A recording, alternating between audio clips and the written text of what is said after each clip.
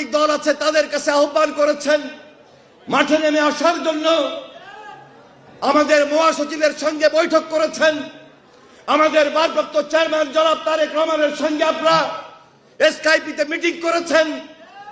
তাহলে আজকে কেন নতুন করে আবার সেই ইউনিটির প্রস্তাব আসে? অত্যন্ত দুঃখের বিষয়। কাকে আজকে ইউনিটির নামে এই দেশে ওই ষড়যন্ত্রকারী যারা অর্থ পাচার করেছিল, যারা ফ্যাসিস্ট কায়দায় কর্তৃত্ববাদী শাসন করেছিল, যারা গুম করেছিল, যারা খুন করেছিল, যারা ষড়যন্ত্র এখনো দেশের বিরুদ্ধে করে যাচ্ছে, তাদের জন্য কি কোনো সহায়ক নয়? তাই আমি মনে করি আপনাদেরকে রিয়েলাইজ করতে হবে, আপনাদের শুভবুদ্ধির উদয় হওয়া দরকার।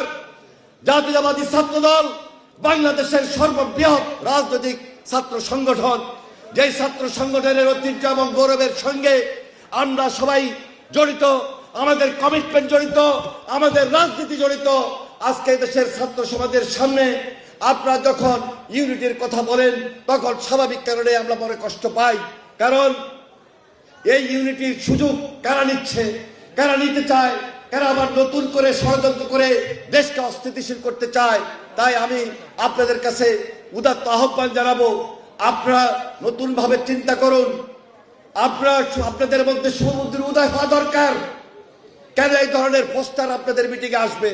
কেন এই ধরনের বক্তব্য আপনাদের মিটিংয়ে আসবে? কেন এই ধরনের বডি ল্যাঙ্গুয়েজ আপনাদের মধ্যে আসবে?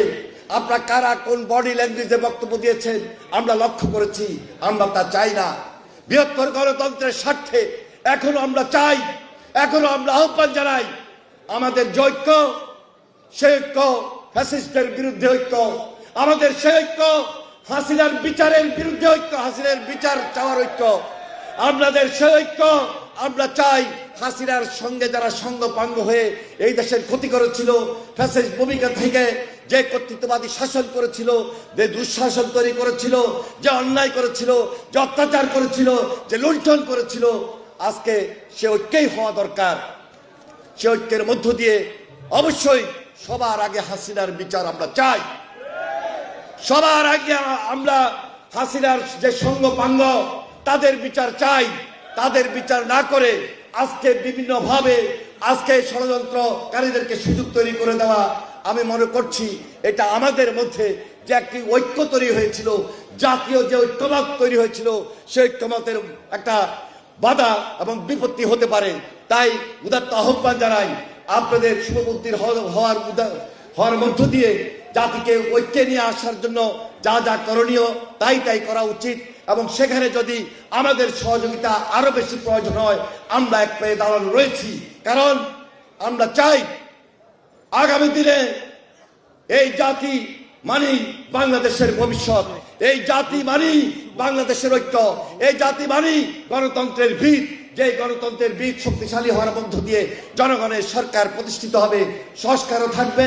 গণতন্ত্রের ভিত শক্তিশালী হওয়ার মধ্য দিয়ে একটি সঠিক নির্বাচন করার মধ্য দিয়ে জনগণের সরকার প্রতিষ্ঠিত হবে।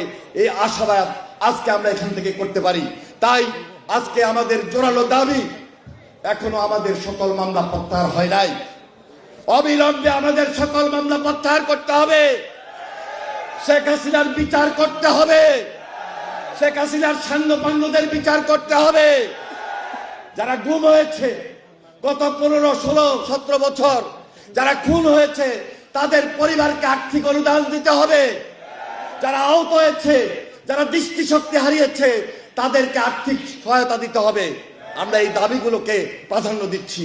সুতরাং এই দাবিগুলোকে সামনে রেখে জাতীয় ঐক্যমতের ভিত্তিতে এই বাংলাদেশে একটি গণতান্ত্রিক অধ্যায় তৈরি হবে, এই আশাবাদ ব্যক্ত করে আজকে যারা উপস্থিত হয়েছেন সবাইকে সংগ্রামী সালাম।